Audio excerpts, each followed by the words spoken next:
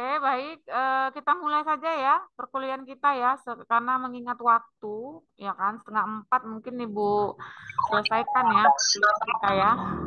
Baik, untuk selanjutnya di Zoom yang terakhir untuk hari ini ya, mungkin Sabtu depan kita akan Zoom 3 kali lagi gitu, ya kan, biar bisa kita untuk ujian akhir semester. Ya, jadi untuk Zoom yang terakhir ini, materi yang Ibu sampaikan adalah tentang penelitian hukum empiris. Kalau tadi sudah normatif, sekarang adalah penelitian hukum yang empiris. Jadi memang ada dua tipe penelitian hukum yang wajib kalian ketahui di dalam membuat sebuah produk ilmu hukum, ya kan, penelitian hukum. Tadi sudah normatif, nah sekarang yang penelitian hukum dia bersifat empiris. Nah, apa itu? Nah, kalau dia normatif tadi kajiannya teoritis, ya bersifat konsep, asas, dan norma-norma. Kalau dia penelitian hukum yang empiris, ya dia itu bersifat penelitian yang observasi atau penelitian yang dilakukan melalui yang namanya lokasi penelitian. Jadi ada lokasi penelitian, ada tempat penelitian di mana kita meneliti. Nah, itulah bedanya dia normatif dengan yang empiris. Nah, tetapi empiris ini walaupun dia menggunakan lokasi penelitian atau tempat penelitian, dia tetap juga memakai bahan hukum primer, bahan hukum sekunder, dan bahan hukum tersier. Hanya saja tambahan untuk penelitian hukum empiris ini, dia ada yang namanya data hukum, ya, data hukum primer dan data hukum sekunder. Walaupun di dalam penelitian normatif itu ada juga data primer dan data sekunder, tetapi di dalam penelitian hukum yang empiris ini data-data penelitian itu sangat dibutuhkan ya. Dia menjadi data primer ya. Jadi data yang kita temukan di dalam lokasi penelitian atau tempat penelitian kita itu menjadi data primer. Di samping tetap ya yang namanya penelitian hukum seperti Ibu katakan di awal harus punya dasar hukum gitu. Dasar hukumnya itu apa? Nah, itulah tetap harus ada payung hukum. Tetap ada bahan hukum primer di dalam penelitian hukum yang dia bersifat empiris ya. Jadi kalaupun kalian menggunakan lokasi penelitian, ya kan kalian tetap harus punya aturan hukum, undang-undang kah, perda kah, perpu kah, atau aturan yang ada dalam sebuah instansi perusahaan sebagai basic atau dasar hukum atau payung hukum di dalam penelitian hukum empiris kalian ya. Misalnya kalian mau mengkaji tentang perbankan ya kan. Kalian lokasi penelitiannya itu misalnya di Bank Rakyat Indonesia, di BRI. Maka tetap harus ada undang-undang perbankan atau undang-undang pasar modal ya yang masuk di dalam penelitian empiris kalian seperti itu ya.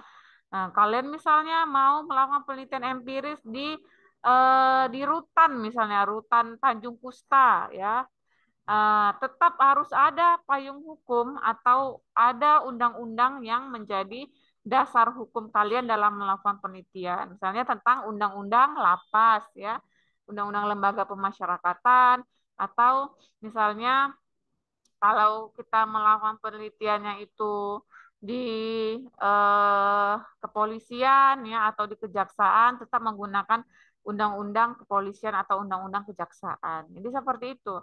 Walaupun kita empiris, kita harus tetap memakai bahan hukum yang primer ya, tetap. Nah, begitu juga bahan hukum yang tersier, tetap kita pakai buku-buku, ya kan, kemudian jurnal-jurnal tetap ada itu untuk mendukung. Tetapi headline ya atau eh, apa namanya ya substansi pokok di dalam penelitian hukum empiris itu adalah penelitian yang kalian lakukan di lapangan ya.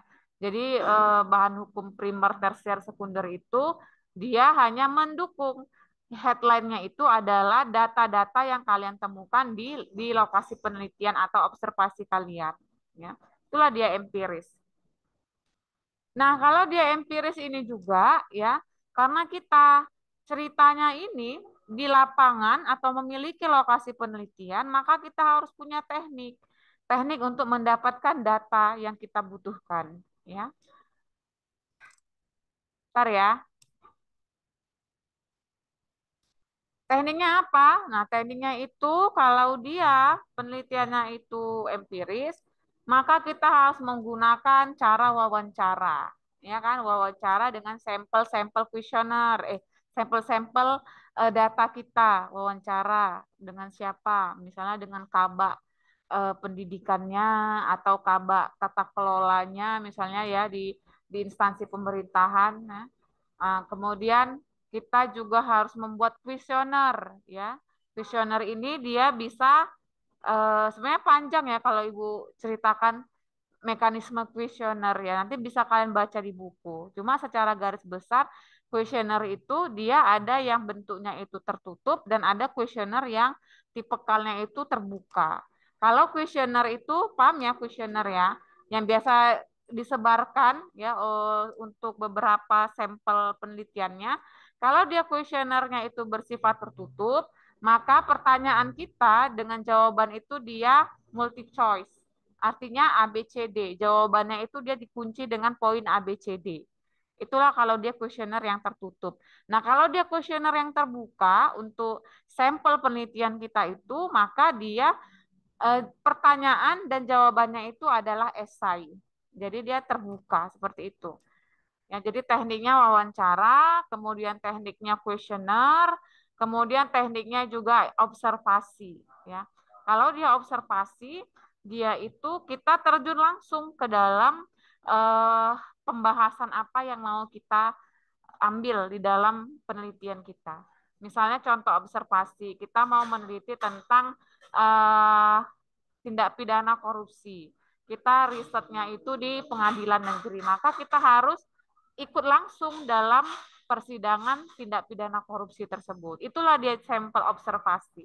Jadi kita harus ikut merasakan ya, melihat, mendengar ya, mengetahui bagaimana persidangan tindak pidana korupsi di pengadilan tersebut. Ya, itulah dia yang namanya observasi. Jadi sebenarnya banyak lagi teknik-teknik empiris ya untuk mendapatkan data-data empiris. Bisa juga kita misalnya minta data-data arsip-arsip, bisa juga minta data-data kasus, data-data narapidana ya. Artinya arsip-arsip tertulis itu juga merupakan teknik secara empiris ya. Jadi kalau berbeda dengan normatif tadi, yang kita hanya ya cukup buku-buku saja, cukup aturan-aturan saja, cukup bahan hukum yang tersier saja. Kalau dia empiris, kita harus lebih bekerja keras untuk mendapatkan data yang ada di lapangan, ya kan? Dan juga memperoleh informasi ya secara wawancara tadi, secara kuesioner tadi, atau melakukan observasi langsung. Ya, jadi itulah dia empiris. Kita lebih lebih harus ekstra kerja keras di dalam lokasi penelitian kita. Nah, jadi udah paham ya perbedaan antara normatif yang dia itu ya kajiannya teoritis. Kalau dia yang empiris, kajiannya itu adalah dia bersifat lapangan. Ya.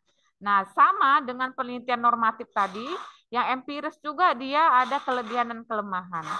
Kelebihannya pasti adalah kalian lebih eh, gampang untuk mempertahankan itu di meja hijau. Artinya lebih kuat. Kenapa? Karena kalian punya data, kalian sudah melakukan wawancara, ya, sudah menyebar kuesioner, sudah ikut observasi, lebih kuat untuk mempertahankan itu di meja hijau. Ya, kelemahannya adalah pasti masalah di dana, ya. Dana kita mungkin akan lebih banyak kalau kita melakukan empiris. Kenapa? Karena kita pasti harus memberikan souvenir atau kita memberikan ya salam tempel lah ya kan. Misalnya kita mau ambil data kasus ya, paling nggak kita salamkanlah untuk para tata usahanya gitu. Jadi di dana mungkin. Tetapi kalau kalian bekerja sebenarnya lebih enak meneliti di tempat pekerjaan kalian sendiri. Ya, misalnya bekerjanya di rumah sakit atau di perbankan atau bekerjanya misalnya di kepolisian. Lebih gampang melakukan penelitian di lokasi pekerjaan kita sendiri. Ya, artinya lebih cepat dapat data, yang kita wawancarai juga mungkin teman-teman kita, ya kan? Itu dia kelebihan dan kelemahan. Jadi banyak ya. Oke, karena mungkin waktu juga sudah agak terbatas ini karena tadi ada sedikit jeda ya, gangguan tadi ya. Ibu kasih kesempatan bertanya mungkin ya. terkait dengan penelitian hukum normatif dan penelitian hukum empiris. Silakan. Ada yang kurang paham untuk penelitian hukum empiris atau penelitian hukum normatif?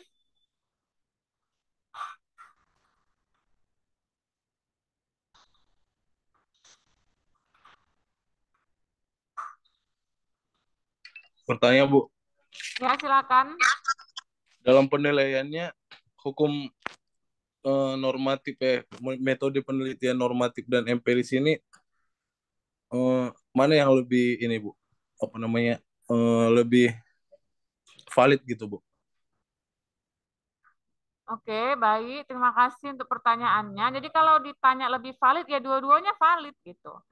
Ya, dua-duanya itu baik, dua-duanya itu penelitian hukum yang banyak digunakan. Ya, hanya saja kan terlepas tadi yang Ibu katakan ada kelebihan dan kelemahan. Kalau kelebihan normatif, yaitu kalian harus menguasai teori-teori, norma-norma, pasal-pasal, ya, untuk skripsi kalian. Tetapi kelebihannya kalian menjadi orang yang smart, ya kan? Artinya substansi penelitian itu kalian kuasai. Kalian menjadi sarjana hukum yang memiliki wawasan yang lebih luas, ya, khususnya dalam bidang teoritis. Kalau dia yang normatif, validnya ya tetap valid gitu.